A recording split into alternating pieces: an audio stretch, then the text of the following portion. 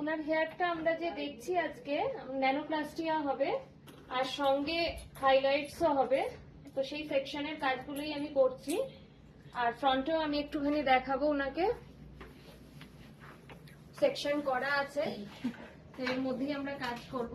তো ওই ওনার হেয়ারেই আমরা nanoplastia plus global with highlights দুটোই করব, করে আমরা আবার দেখাবো। ন্যানোপ্লাস্টিয়া করা হলো, এই দেখো ন্যানোপ্লাস্টিয়ার রেজাল্ট, আর সঙ্গে হাইলাইটসও করা হয়েছে একসঙ্গেই।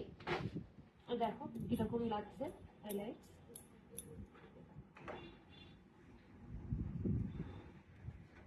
এখানে ন্যানোপ্লাস্টিয়া একটা স্ট্রেট লুকস আছে, যে ড্যামেজ জায়গাগুলো পুরো সেগুলো হেলদি হয়ে গেছে। এবার আমি একটু ফ্রন্টেও নিয়ে যাবো। মনে হয় চেঞ্জ করবে কালার, ওই একটা টোনিং করব, টোনিং এ যতটুকু হয় করবে।